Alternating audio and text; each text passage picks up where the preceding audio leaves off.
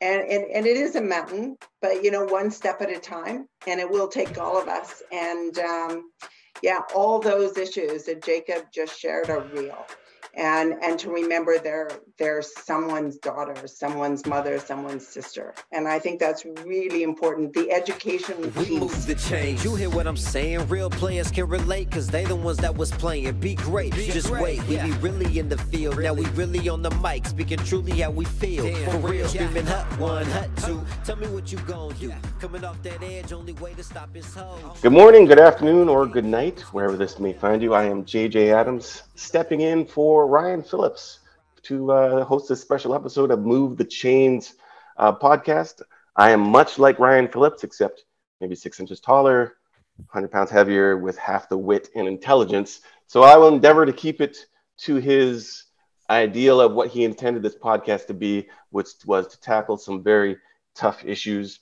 And today we're having a very important conversation that we're kicking off right around National Truth Day, the National Day for Truth and Reconciliation, but that we vow to continue throughout the year. And as part of our commitment to honor truth and reconciliation, I also want to say that I'm truly grateful to be hosting this podcast from the unceded traditional territories of the Coast Salish peoples. So let's get right into it and introduce our guests. Joining us today, we have Halie Bruce, is a member of the Neighbours First Nation in Northern Vancouver Island. She's a survivor, a daughter, a sister, a mother, as well as a lawyer focusing on Aboriginal law, family law, child welfare, fisheries law, Indigenous laws and governance, and Aboriginal business law. She's devoted part of her practice to restorative justice. And Halie, thank you so much for being here. We also have Debbie Scarborough, a former provincial manager for Women and Children Protection at the BC First Nations Justice Council, who she continues to work as a contractor. She has worked in the Rcmp Victim Services, provincial anti-violence instructor, as a provincial anti-violence instructor, a firefighter, a first responder, community coroner, soccer coach, basketball coach, foster parent. Wow. Let me know if I forgot anything. That is quite the list. Also joining us, Jacob Firlotte, Lions defensive back. Thank you for being here. And of course, Jamie Taras, BC Lions legend and the current director of community partnerships. He's very involved in the BC Lions Indigenous Youth Program, the Be More Than a Bystander program, and to end gender-based violence, as well as our Team Up to End Racism programs. Welcome to you all, and thank you so much for being here. Let me know if I missed anything in your introductions. But yeah, we wanted to do a podcast about truth and reconciliation, but also to use this time to bring some awareness and dive deeper into some of these issues. And before I get to that, I'd love to talk to each of you about what this National Day of Reconciliation, this is going to get me all night, reconciliation and truth means to you and what it should mean to all Canadians. And Jacob, why don't we start with you? Base Will, colloquial telesquee. My name is Jacob, and for truth and reconciliation, I would say that we need truth before truth and reconciliation. So we're still in that phase. There's still not as much clarity as there should be about residential school system, even to the reservation pass system, and all the different angles that Indigenous people have been oppressed through. So we got to address those. And then as for reconciliation, Indigenous people, we weren't the ones that, committed residential schools against other people, stole other people's land. So there's got to be a lot of ownership for a lot of non-Indigenous people, just to, acknowledge truthfully what's happened before we can make steps to build together on a firm foundation so that we can all move together, paddle together. Debbie? Yeah, thank you for that, Jake. Can I say ditto? Probably not. So I just recently found out within the last couple of years that, because I came from an orphanage in Ontario, that my birth mother's grandmother was Algonquin from Otter Lake, Quebec, as well as she has Scottish and Irish ancestry. And my birth father came from Hong Kong. So I'm actually 5'11". So I guess truth and reconciliation for me really is that we have to hear the truth, and it is difficult. This is about a candid conversation, Move the Chains, but it is a difficult conversation, and we probably all know people that don't want to hear it, or perhaps tired of hearing it. But there's a lot of action that still needs to be done. We've outlined the actions that need to be done with the Truth and Reconciliation, with the Murdered and Missing Indigenous Women and Girls final report. There's a lot that still needs to be done, and it will take all of us. It'll take every Canadian. So that's what this Friday means to me. Thank you. And Halie? Yeah, I think that's really captures a lot of the feelings that we as an Indigenous people have. I think for me, what, Truth and Reconciliation, like Jacob said, it has to begin with the truth. And that truth is not just for Indigenous people. That's a shared history. It's a shared history of first friendship and relationship, and then to one of, as Jacob said, oppression and disenfranchisement and disconnection. So reconciliation is really about repairing that relationship and the harms that have been caused by that relationship to Indigenous people. But it is a shared history. It's not just unique to Indigenous people. So for me, that's what we need to recognize. The truth, as Jacob said, comes before reconciliation, but reconciliation is an action. And we could take actions today. Each of us as individuals, and certainly as a society, there are certain things that we could do to start that healing. Mr. Taras. Yeah, I mean, for me, representing, I guess, the white Canadian here, I think the truth was something I didn't know, and or perhaps had heard bits but didn't open my ears enough to listen. And so when we heard of the confirmation of the 215 unmarked graves in Kamloops last year, it was a shock to me, and then that story spreading across the entire country. So I think that the whole idea of recognizing the painful history of residential schools, and that pain continues today, that it has passed on through the generations, and understanding that as someone who's not Indigenous, having empathy, compassion, and I think trying to do what I can as an individual and in the circle that I keep to engage with the Indigenous community in a positive way. I think that's really what it means for me. It's interesting. It's only been a federal holiday now for a single year, and it took the discovery of that mass grave to bring it into the consciousness of most Canadians.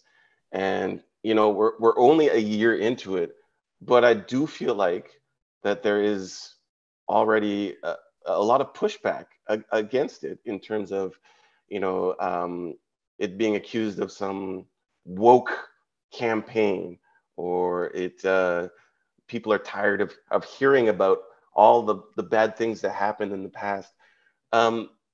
So let's start with you, Jacob. Like, in terms of trying to get the message across and communicate and repair these relationships, how do you go about making allies and not enemies, or overloading somebody with what is a really heavy topic for a lot of people to kind of absorb? Yeah. So first, to tie back to how you started, we could say that they were more of recoveries, or the start of a recovery process, rather than discoveries at these schools, because a lot of our communities were very aware of what was going on. But back to the question, obviously person by person, but you kind of put the ball in their court, like, hey, what have you learned about First Nations people growing up? And then just kind of see where they're at, and then you can just build off things from there. Or that's what I try to do personally, because some people are aware of what's happened, and other people aren't. So yeah. Debbie? Yeah, I think that from a trauma-informed perspective is how I hope I'm walking through this life.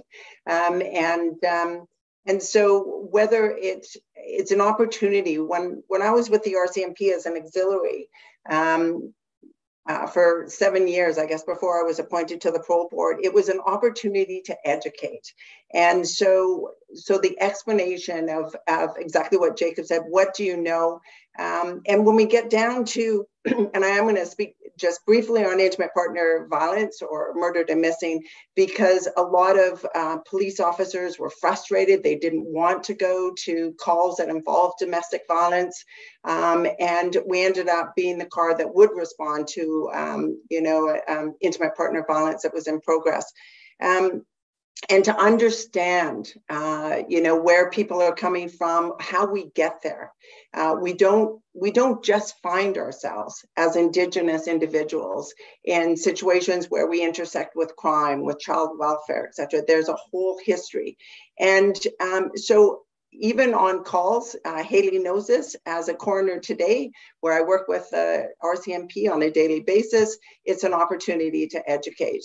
And I think that's a responsibility that I task myself, personally, professionally, and socially, is through that lens. And so if people make a very inappropriate or racist comment, I'm totally comfortable at my age in addressing that and calling it respectfully, because you always want to model, but saying, hey, did you just really say that?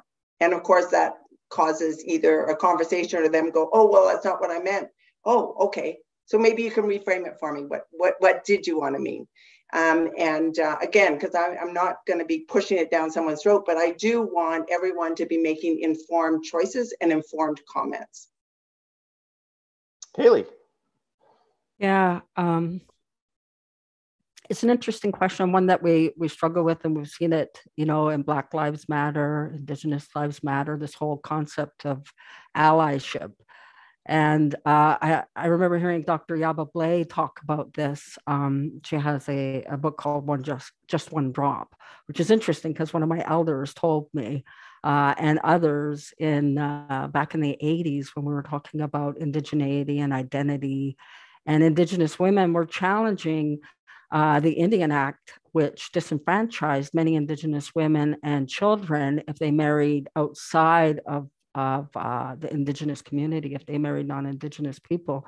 And the Toronto elder, Agnes Dick, said just one drop and they're ours. Now, when we talk about hierarchy of color and other things like that and identity politics, I pass for white. I can walk through this world, and I walk through the world with white privilege. I know when I walk in a room, I'm not afraid. I'm not looking at the world as hostile, but my sisters, and there were 5 boys and 5 girls in my family. I know my sisters, when they walk in a room, when my family members walk in a room, they're the ones who they look and they have to see that they're safe. And so this whole idea of allyship, what Dr. Yaba Blay says is, we don't need allies. I don't need your support. I need your action. And I think that's the reality of it. Recognizing, as Jacob said, the truth part of it, these deep historical and social and economic laws and policies and practices that have been imposed upon Indigenous people, creating an environment that renders Indigenous women in particular vulnerable and at risk, and then to really invite change, a collaboration. We need what she calls accomplices.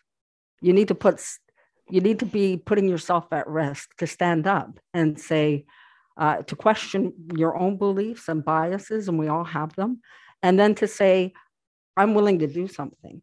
So putting those things into action. And the invitation not to alienate people walking in this world as a white-looking Indigenous woman has been really interesting, because people do say things in front of me, and always have, assuming that I'm not Indigenous. And I've had to respond in different ways. When I was younger, I responded in probably a more hostile kind of way, because it was very offensive. But as I've gotten older and mature, I can see the nuances, and that's what we need to have, is a nuanced discussion, a very hard, difficult, nuanced discussion about the things that really underlay and upon which this country has been founded. And we share that history. We share the steps that need to be taken. So when we talk about allyship, I always think of what Dr. Blaze says, and I think that's right. We need accomplices. We need people willing to take risks and stand up and speak against, you know, the racism, the stereotyping, the biases, including our own. And that's where it starts, is with that truth and that awareness. You talk about nuance and discussions in terms of like building those bridges. Another tool, and we saw this during the BLM protests in the States, is empathy. Yeah. You know, once people understand what it's like to be in somebody else's shoes, they are far more likely to understand what the reality is like. Yeah.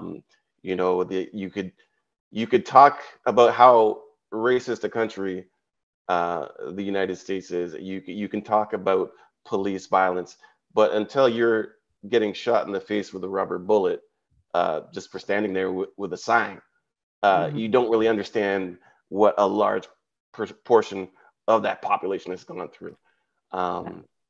I think that really is the lesson, right? Is like, I mean, this isn't rocket science. It's about compassion and empathy and putting ourselves in the shoes of those people in the populations, the people among us, BIPOC, Indigenous women. You know, I had two sisters. We were involved we were all survivors of the 60 scoop. Our experiences were completely different. In large part, I think, I stayed connected with my grandmother, my Indigenous grandmother, where my sisters were taken and separated. We were all in different homes, and they didn't have benefit of that connection. So they're radically disconnected from our community, our family, and I ended up living on the reserve, and I got my name, I learned my culture. I believe it saved my life. Where my sisters, on the other hand, one died as a child in care, awarded the court at 15, street involved. She was at risk. She was an at-risk child. She became an at-risk youth, and she died at 15, still awarded the court. Where my other sister, the one next oldest to me, she was missing for 20 years. She was also exploited at 12, became street involved, and went missing. And we looked for her for 20 years. Yesterday marked 3 years since we actually found her, after I testified at the Murdered and Missing Women's Inquiry, after we had an opportunity to give voice, our family, to give voice to our experience and, you know, our persistence to looking for her, or finding answers, finding some clarity of what happened to her. As it turned out, she was in a long-term care facility in Toronto. And when I asked her the first time I got to FaceTime her, I said, how come you didn't tell them you had family? And she said, nobody asked. And that's the reality for Indigenous people, is that we're invisible, we're silenced in various ways.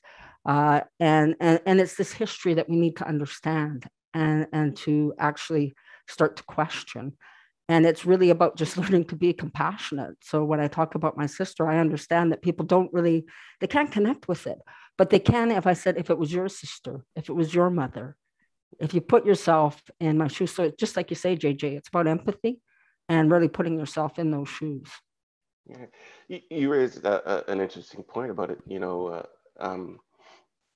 women being missing. And I know, Jacob, you have your tattoo, the MMIW on your left arm, I think it is.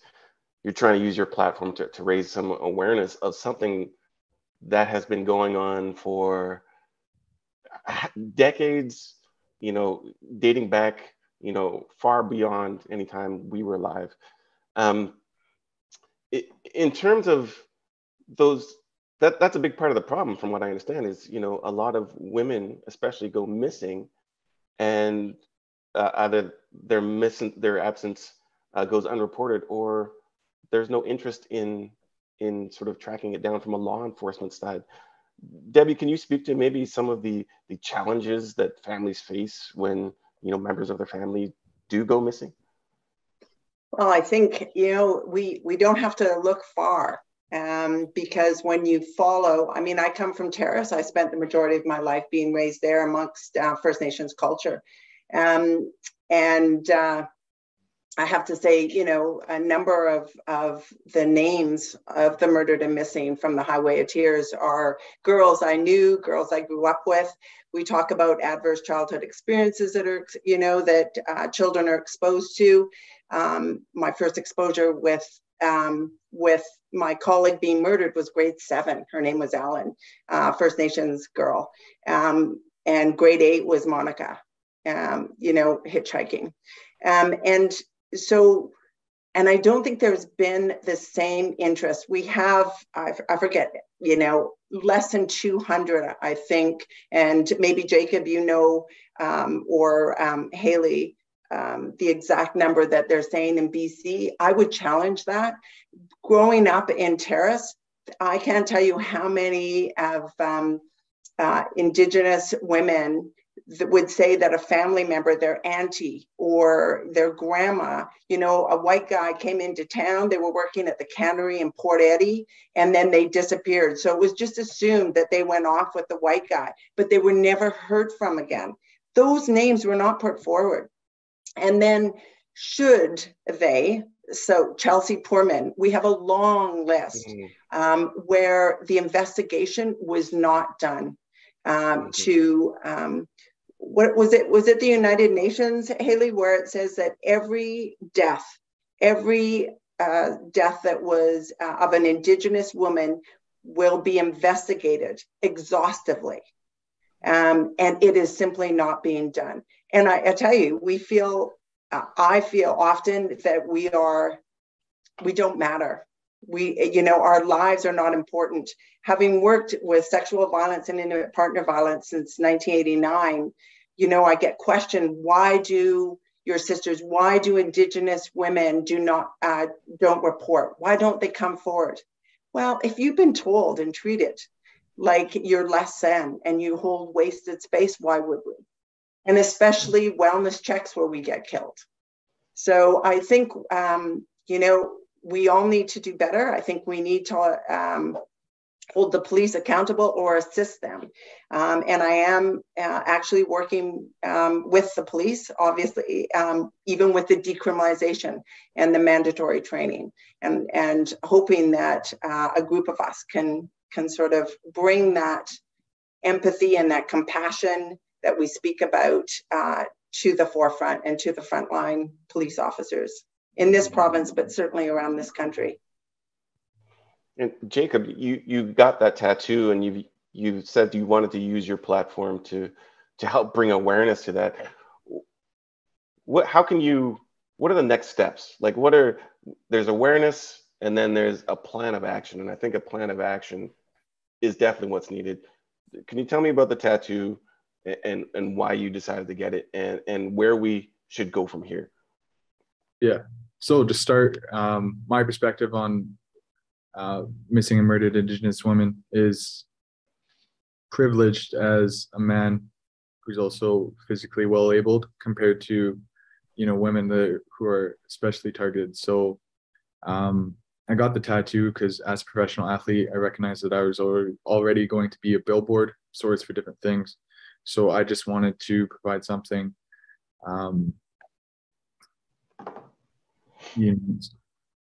make something meaningful of it and start to raise conversations about it, because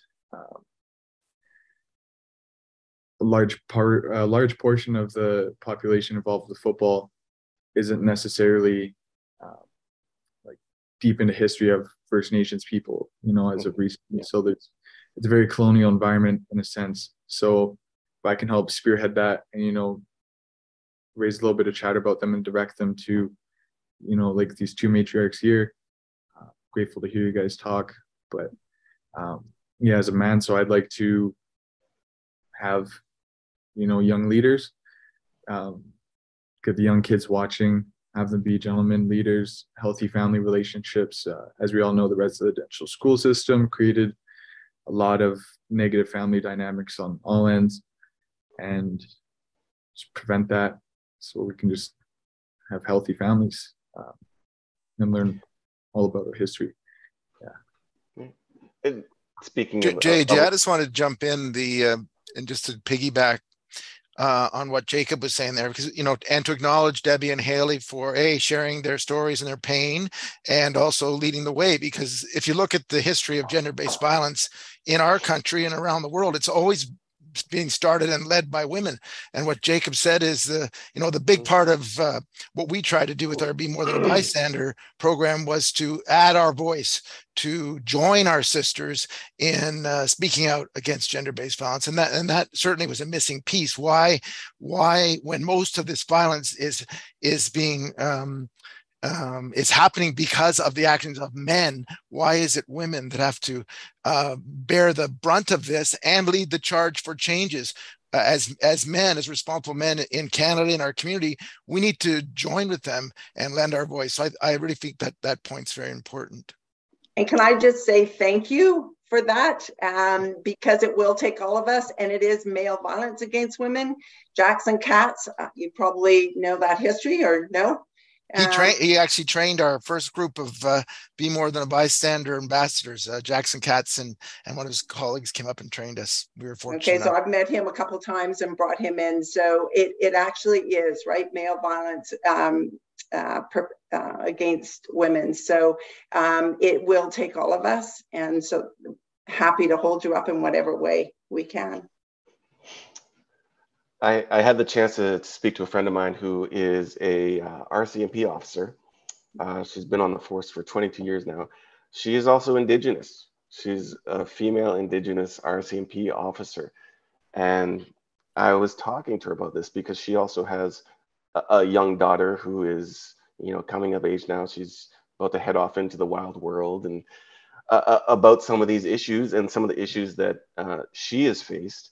And she said a lot of the same things you guys have said, this generational cycle of abuse, the baggage that has been passed down from the residential school survivors to their children and their children's children. She went through that. She was in a dysfunctional family, suffered abuse. She got out of it, and she is now a police officer.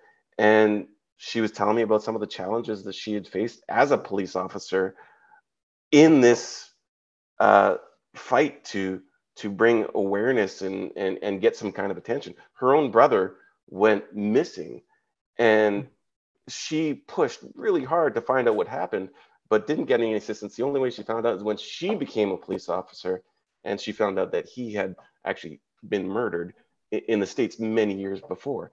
That was the only time she found it. And that is a systemic issue with the Rcmp when it comes to this. And I know, Debbie, you work with police officers and training them. Are you seeing any changes? Are you seeing any improvement? Because I know there is a class action lawsuit that is actually coming up very soon. I am. But as a coroner, and we're just starting the training, and it's mostly to do with decriminalization, but what we're trying to do is also from a place of compassion and a trauma-informed lens is to understand why those of us that use.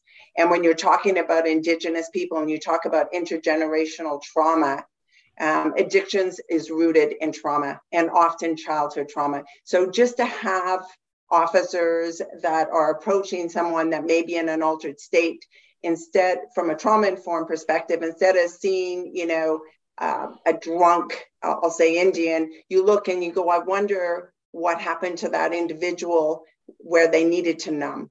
So it's just a different way of looking at that situation. But I can tell you that as a coroner, I'm the lead. So I'm going to have a different interaction with police officers in my present position, but I'll get back to you in a year once we work on the training with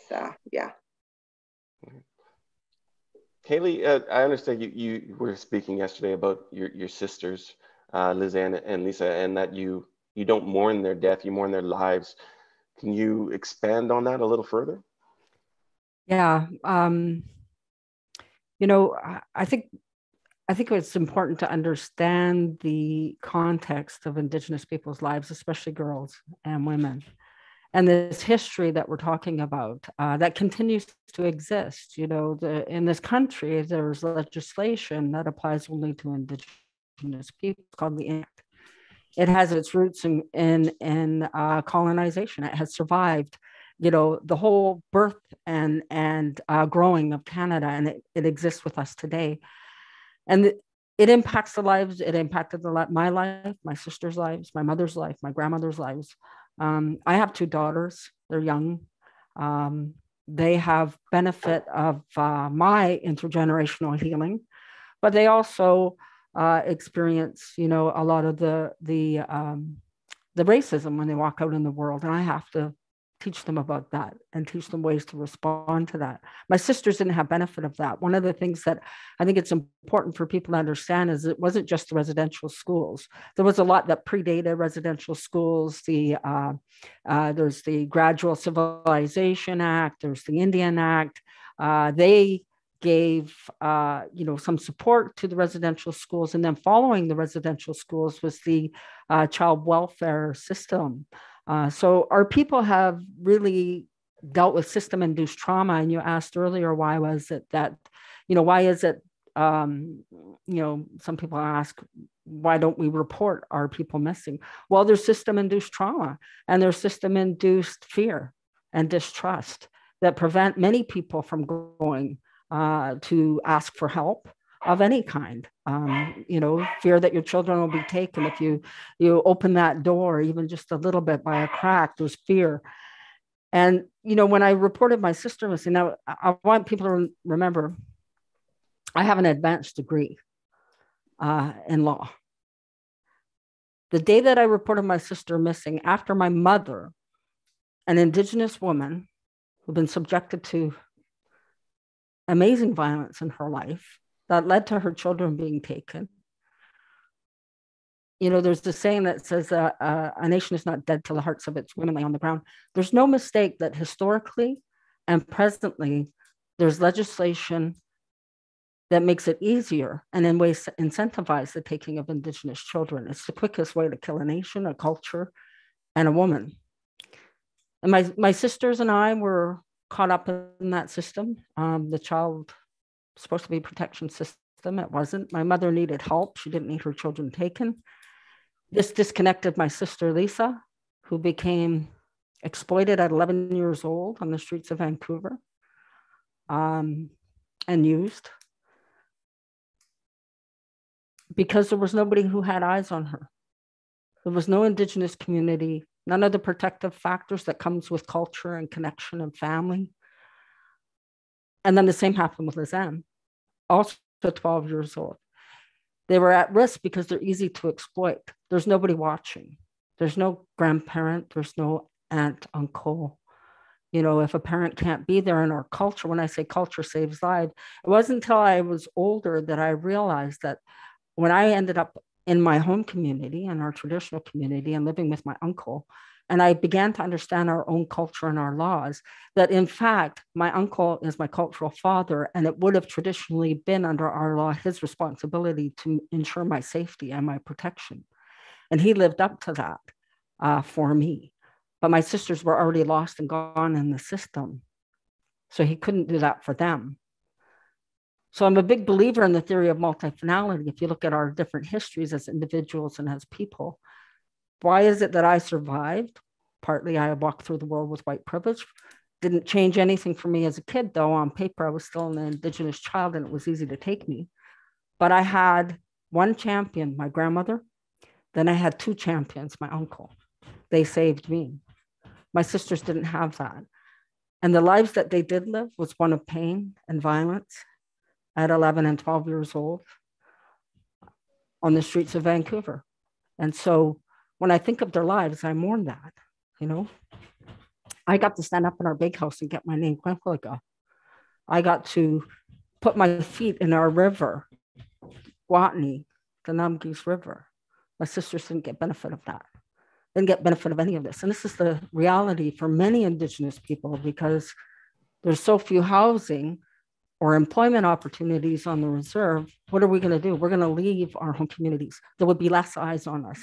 There'll be less supports. And that renders us more vulnerable and at risk.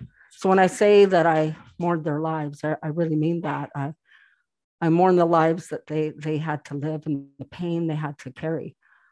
I'm grateful for today that we had the inquiry and that we're having these discussions, because I think the day is now that they don't have to do that anymore. They don't have to walk alone anymore. And I think that's why it's important. I'm really grateful for the work that you're doing to move the chains, to raise awareness, and Jacob, to use this platform as a young Indigenous man and saying, this is not our culture. Our culture is not violence. It's not this.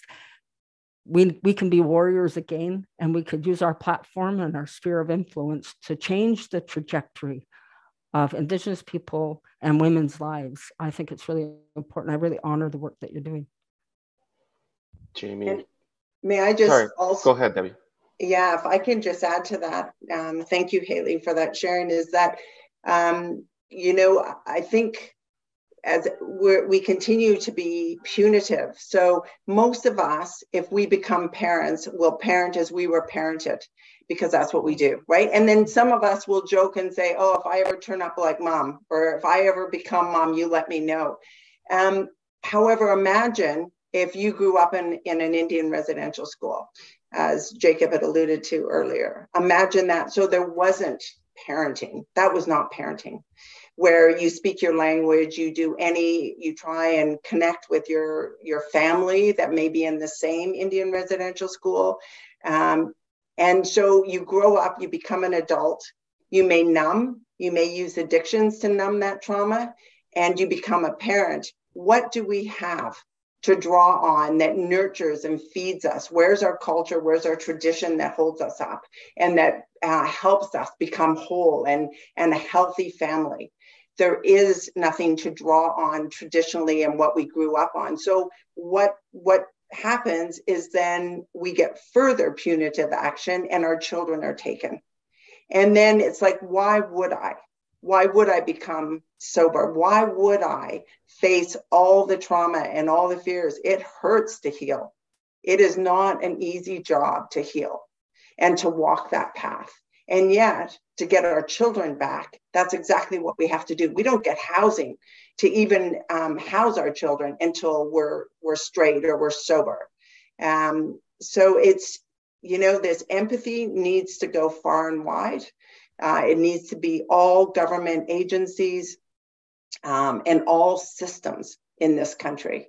When we even look at the incarceration rates, we know that Indigenous people we comprise 5 to 6% of this entire country's population, and yet we're overrepresented in jails, up to 40 and in some places 50% of those incarcerated are Indigenous. Our youth in British Columbia, 50% of all the boys and girls or the youth in prison are Indigenous.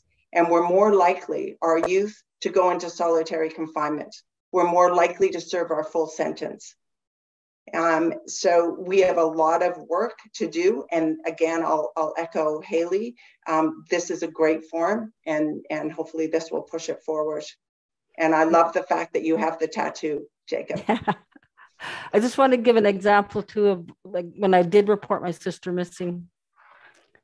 One of the reasons, my mother went through a lot trying to report her, and actually, so did one of my older brothers. He tried to report as well before I did.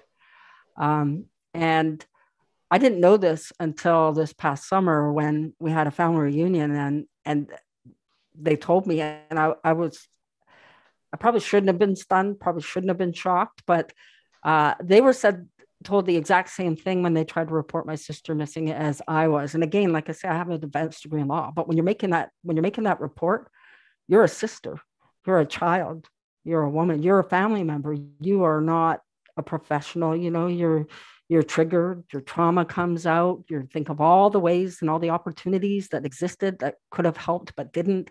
You get a flood, right? You're flooded with emotion. And when I reported my sister, missing, the RCMP officer said, well, how do you know she even wants to be found? And that's what you get when you report. And you don't even know what to say at that point, right? Like you just don't. And I'm a lawyer. I didn't know what to say to that. What I did say is, I can't believe you're saying that to me, after I was able to catch my breath and not swear at the police officer. This was in the days that we had known about Willie Picton. We knew that Picton, the farm had been discovered. The connections were being made. They were starting to identify women. And this RCMP officer had the nerve to say that to me as I am reporting my sister missing. And I said, you have heard about the missing Indigenous women, haven't you? And he said, yeah, well, but how do you know that she wants to be found? So just another Indigenous woman missing. And I did have an opportunity. So what happened, I testified at the Murder of Missing Women's Inquiry. They referred the file back to the RCMP from the commissioner saying, we really think you should take another look at this case. And in doing so, we discovered that not only did they not open a missing persons file, they just did a health and wellness check at her last known address, but they had her birth date wrong. There was a ton of misinformation. The RCMP officer hadn't even really paid attention to what I was saying. And then it was sent to the wrong detachment. And the cold case guys came to get the right information. And one of them said to me, I just want to say, we're really sorry that this, you're experiencing that, but, 99% of the times we get it right. I was so pissed off, and I'm going to do a little swear here, and I apologize. I said, I don't give an F if you get it right 99% of the time. My sister is the 1%, and you messed it up. And, but the good thing is, so what happened after that was they reopened the file, they looked at it, they had the right information, they took the right steps, they actually opened the missing persons file. Within 2 weeks, they found my sister in that care home. After 20 years, 2 weeks, that's all it took.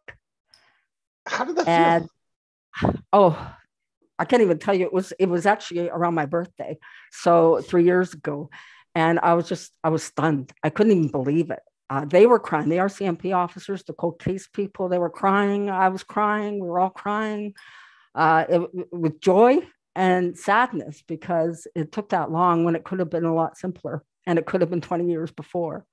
Now, my sister suffered a brain damage. So she actually doesn't generate conversation on her own yet. Actually, I have to ask her questions. So that's why, and nobody asked her if she had family. But at the end of the day, the RCMP, apologized. They said, what could we do? And I said, you know what? I'd really like to sit down with the RCMP officer who took the report. I really want him to know what happened. I want to know what it was that caused him to treat it that way, to treat me that way, to ask that question. And maybe together in a circle, we could come to some understanding, because it caused years and years of pain for us as a family.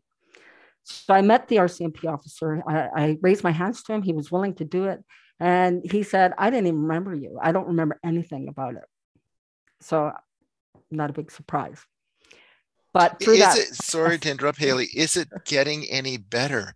I mean, is the Indigenous community feeling like they're getting a better response from the RCMP, and why not? I mean, at the end of the day, I know there's systemic change, systemic racism, systemic policy, but how do we make it better? How do we improve the situation? I mean, the calls for action took place several years ago. What action is being taken? What is happening? Is the bar being moved in a better direction?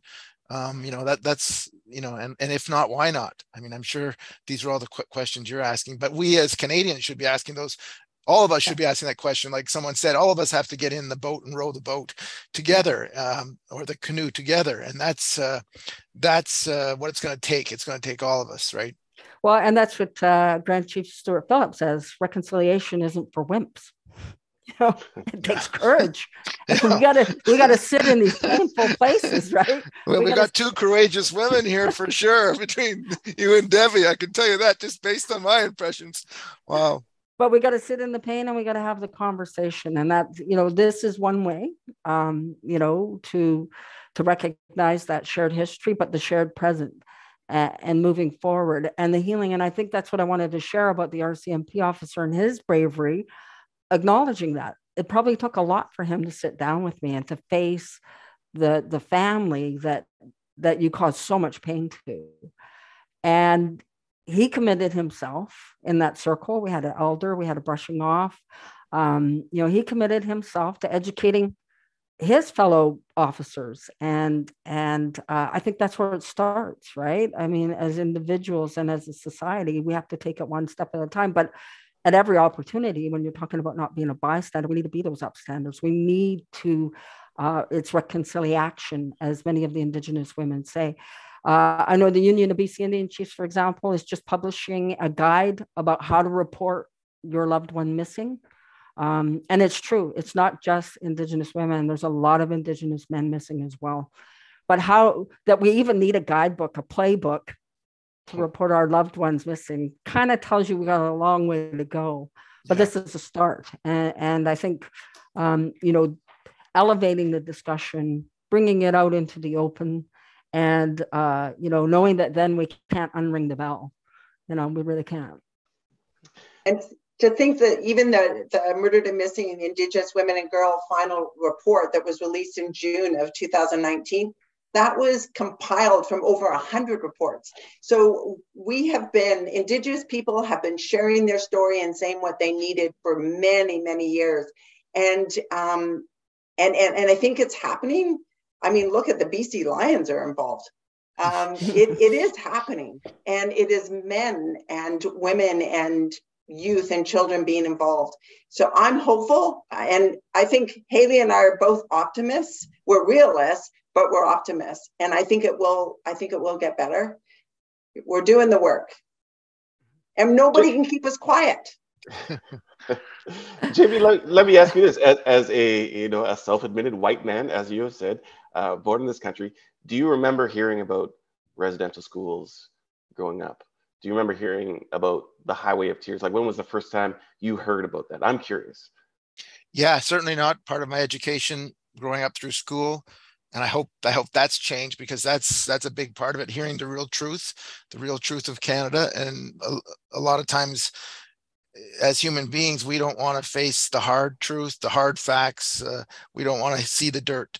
We just want to see the good stuff. But in order to grow as a country and as individuals, we have to be willing to look at the ugly side of things as well, and to acknowledge our role in it, and to also look for ways that we can improve the situation moving forward. So to answer your question, I didn't hear anything about it. Once I got involved, obviously moved out to BC, I had heard about the Highway of Tears. Once I got involved with EVA BC, the Ending Violence Association of BC, met Tracy Porteous. She's another courageous woman who was not afraid to share the reality of the way things were. And I learned an awful lot. And thankfully I opened my ears and listened, because that's a big part of it as well. So, to answer your question, I knew very little.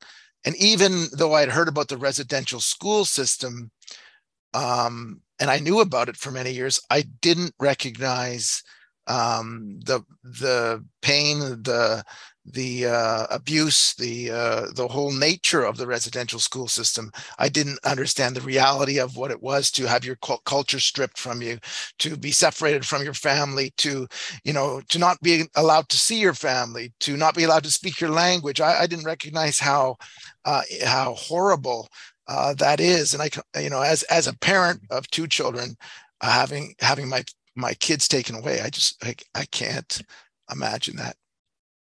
Well, I can tell you, even now, I have seen Indigenous women threatened in public. Like, I don't know how people feel that they have the right to approach an Indigenous woman carrying her child and saying, "You're not carrying that baby, right? Are you sure you're not going to smother that baby?" Like, can you imagine somebody doing that? You're just carrying your baby in a store. But you asked earlier, law is not neutral, right? We have a lot of laws that are on the books still that continue to impact Indigenous people. And I think it's important, these discussions to recognize that, there colonization and there's certain laws that continue specifically target Indigenous women in very real ways and render them vulnerable and more at risk. So, it's like I said, not just the residential school, but marriage out or the 60s and millennial. They're calling it the millennial scoop now because it continues as soon as the residential schools closed. Gave rise to the child welfare system and the taking of Indigenous children into the child welfare system. There's things like blood quantum and status and non-status, these designations, legal designations about who is and who is not Indian. All of that, is in place, has displaced and disconnected, denied, silenced, and obscured the voice and power of Indigenous people and women. But we're also a culture of strength. And we have resilience, we have resistance, we have a lot to draw on as we stand up our own laws and our traditions. I think even in the area of environment, I think there was a report recently by the UN or the World Health Organization or one of the bigger international bodies that said, well, the answer lies within a lot of the Indigenous practices and laws and teachings, So we have that. We have post-traumatic growth as well as, I think that's important to realize and draw on. And we start to explore that. Now that we know the truth, this is where we need to move, I think, is looking at the strengths that we all have to offer, that we can all bring to the table. And we can all do a little bit of something, like Marie Sinclair said. Maybe you can't do it all, but you can all do a little bit of something. And then there's also the laws too, Halie, where we talk about UNDRIP, the United Nations Declarations of Rights of Indigenous People. So Article 7.2, which actually states, and I'll be really fast, JJ, it says Indigenous peoples have the collective right, and don't forget, our Prime Minister signed this, Trudeau signed this, Indigenous peoples have the collective right to live in freedom, peace, and security as distinct peoples, and shall not be subjected to any act of genocide or any other act of violence, including forcibly removing children of the group to another group.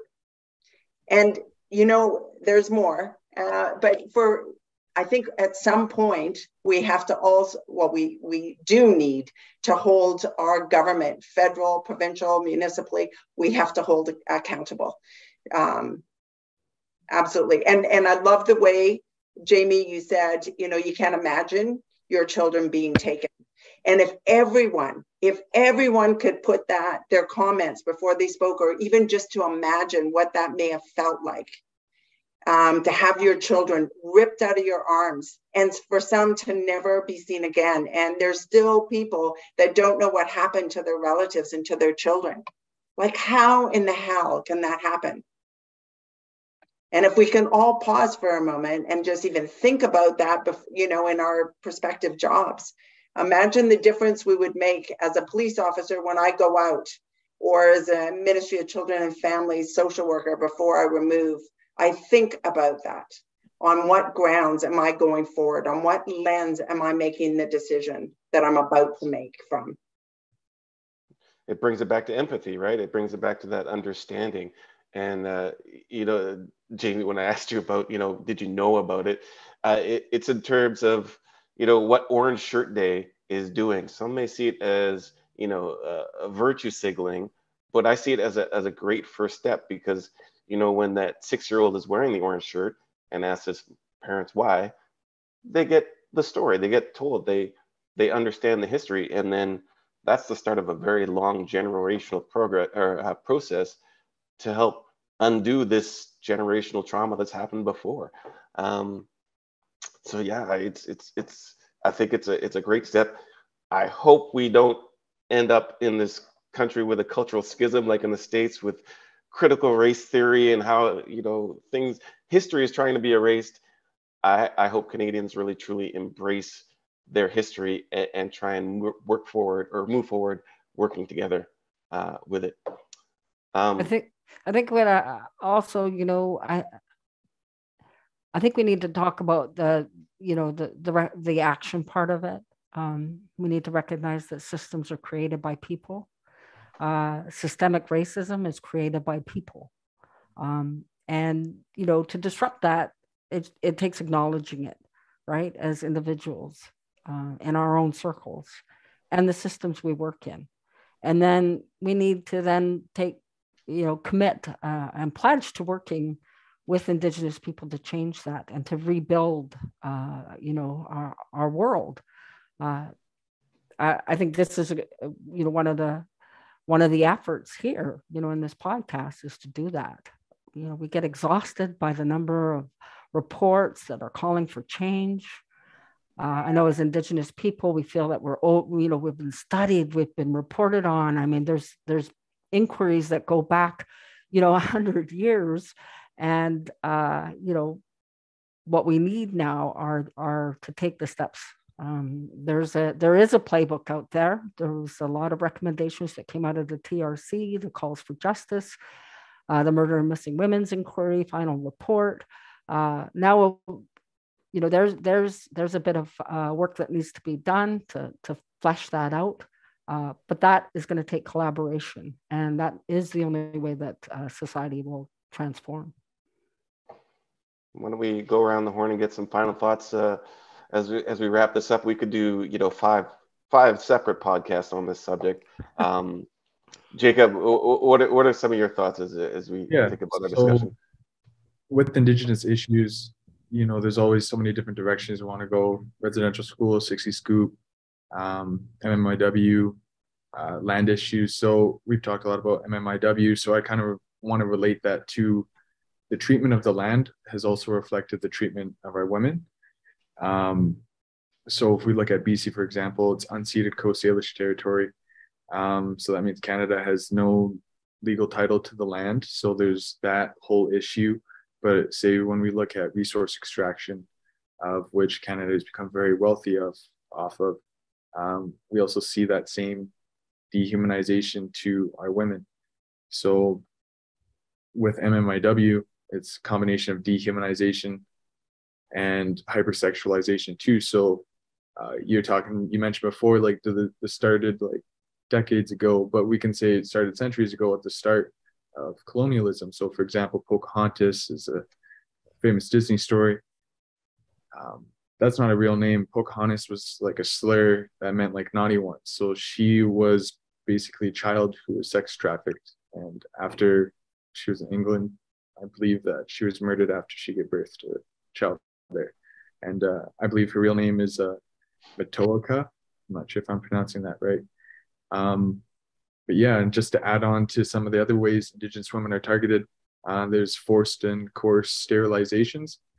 So sometimes they'll just encourage women to get hysterectomies or just do them without letting people know, or withholding a baby from someone before they agree to be sterilized so that they can receive the baby. So some of the numbers, to wrap it all up, it's like Indigenous women 12 times more likely than white women to go missing or murdered. In the United States in 2016, of the 5,700 cases, only about 100 cases were logged in. So, that's barely a fraction. And also to kind of jump back to the treatment of the land and treatment of the women, there's the large discussions of pipelines in Indian country.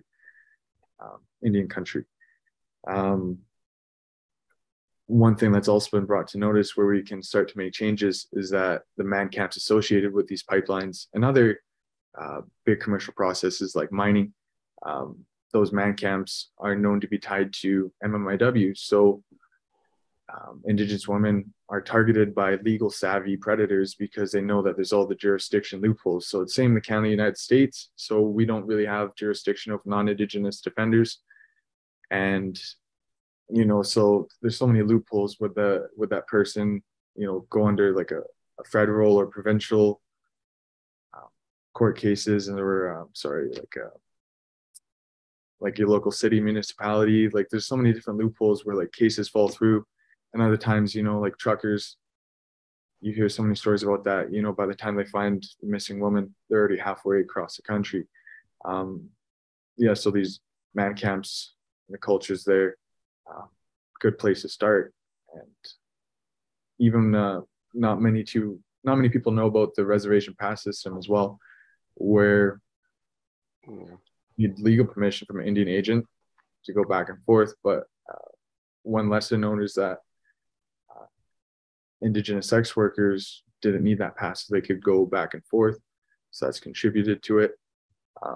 And, you know, part of the pressure that kind of creates that too is that like Indigenous people, we weren't allowed to get any other jobs other than basic manual labor. So like in BC, you know, there's a lot of people who are lumberjacks, for example. And, you know, if you didn't want to go to school, you have to give up your status, or marrying someone else, you have to give up status. So this is just so many things that we can talk about. The Indian Trust Fund too, that's a whole other thing. But yeah, if you guys have any other thoughts. I can hear the frustration and see it on your face of this issue. It must seem very overwhelming at times, or not overwhelming, but just daunting to try and fix this issue, which we still see. I mean, we talked about Chelsea Poorman.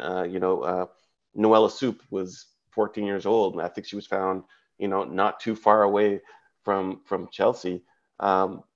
Debbie, what are your thoughts on this mountain that we're trying to encompass? And it is a mountain, but, you know, one step at a time, and it will take all of us. And all those issues that Jacob just shared are real.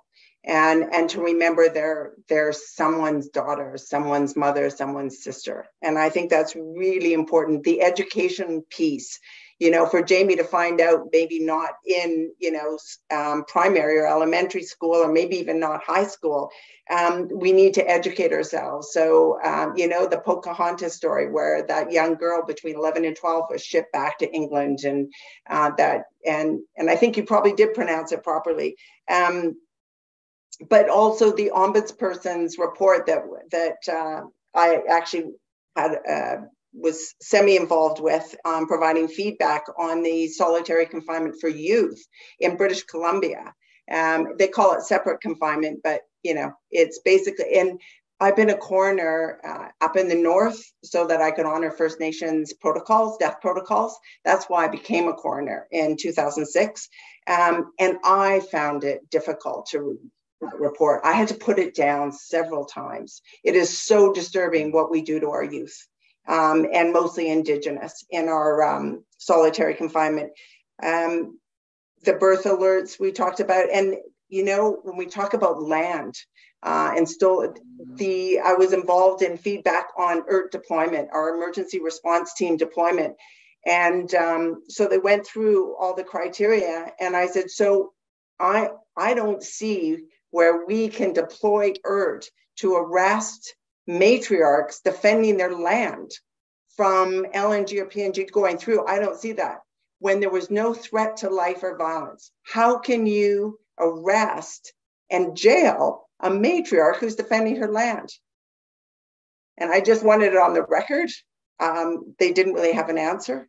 But I suggest that, yeah, we all, as Jacob and everyone here probably has done, but for others listening to this podcast, let's educate ourselves on the issue. And then what can we do as an individual, as a professional football player, as everyone that has their role here? It is our responsibility to make sure history does not repeat itself, and that we do have empathy as we walk through. And thank you for the opportunity. No worries. Let's go to Jamie before we let Halie close things out. Jamie, listening to this, you know, what do you feel like you can do to be an ally? And you get to be the token and speak for all of white Canada here. So please tell us some of your thoughts.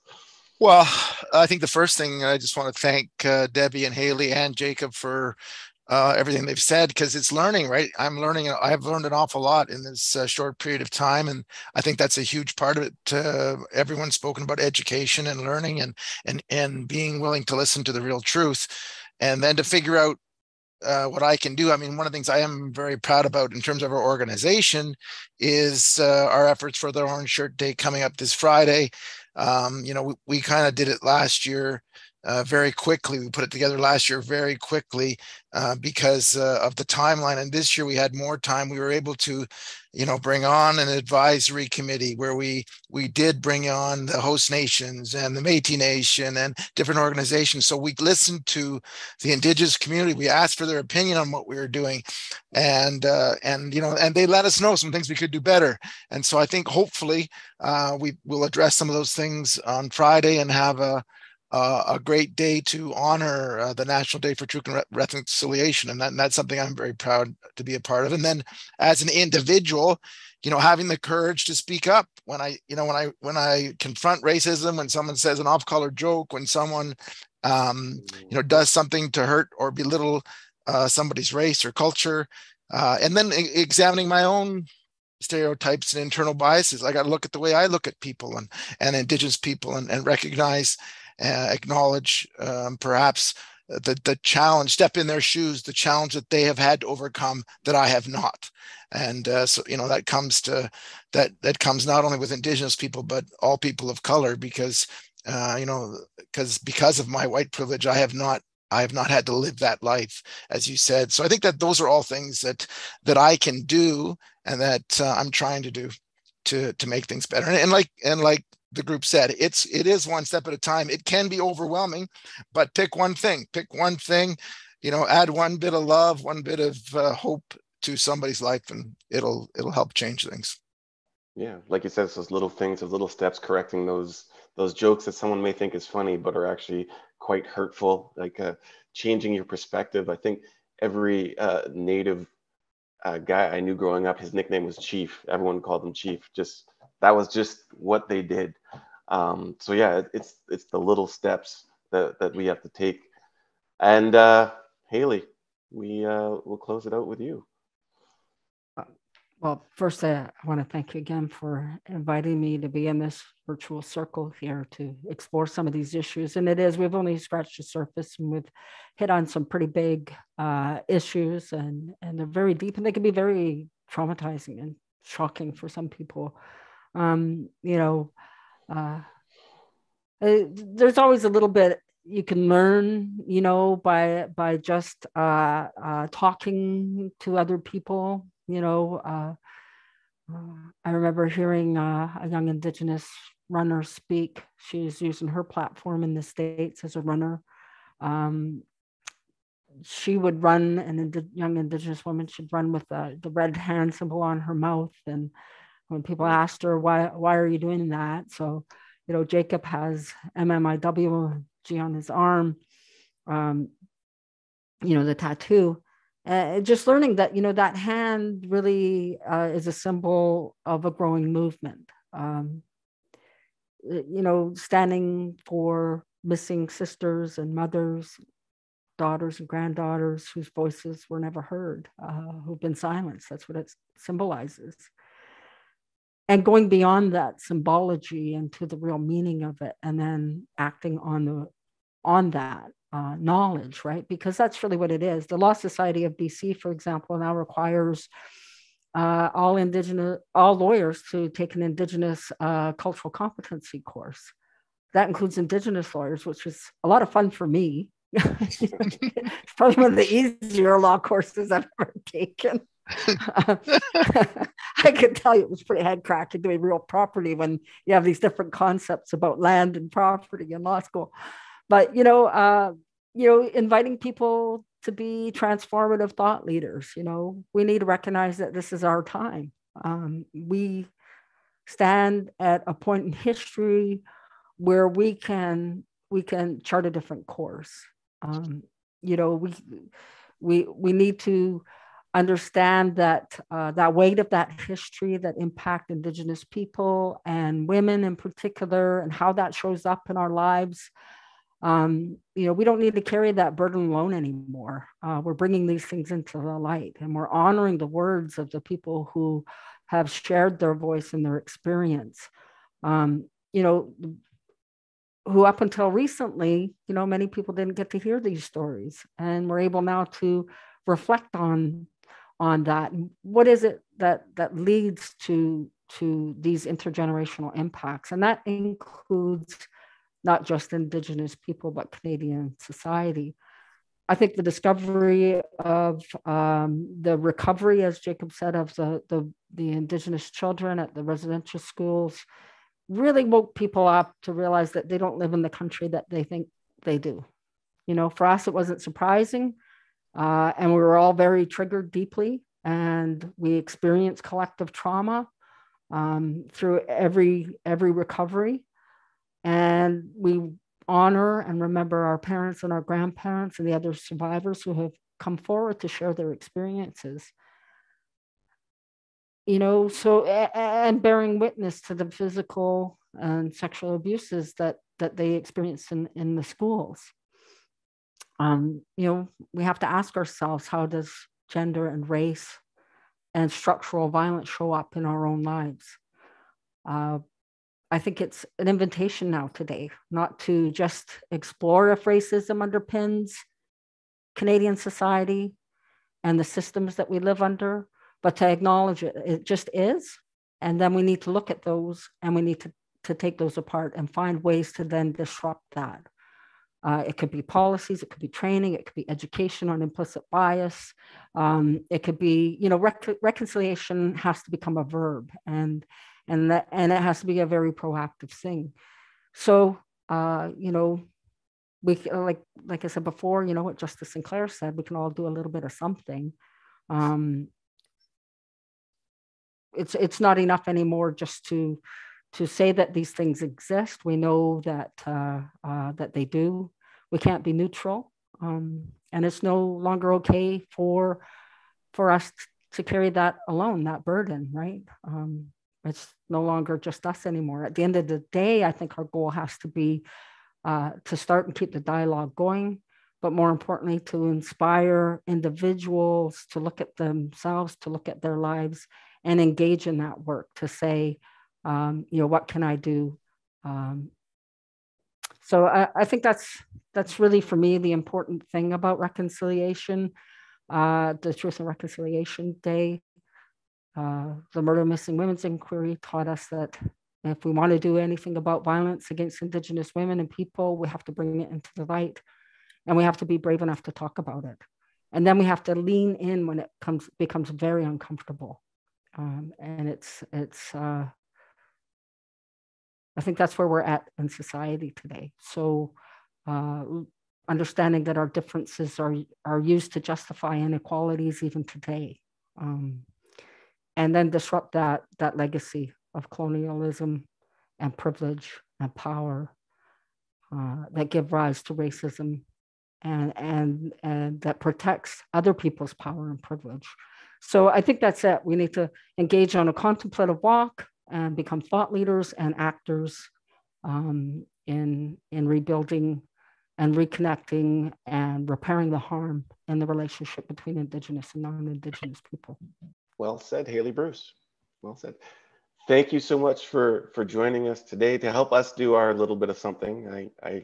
If we help one person's mind open up, I think we've done our job. Debbie Scarborough, Jacob Firlotte, and of course, Jamie Taras. Thank you for joining us on this episode of Move the Chains. Thank you, Debbie. Thank you, Halie. Thank you, Jacob and JJ. Thank you. Let's turn it up one time. You did. We move the chains. You hear what I'm saying? Real players can relate, cause they the ones that was playing. Be great. Just wait. We be really in the field. Now we really on the mic, speaking truly how we feel. For real, screaming hut one, hut two. Tell me what you gon' do. Coming off that edge, only way to stop is hold you.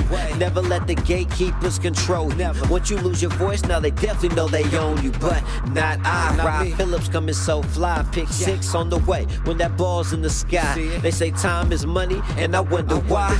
Now I know that's a goddamn lie. Let's go. Come and get game from the chains. Everybody love it when you change. Haters hate to see me really do my thing. Move the chains, move the chains. Let's go.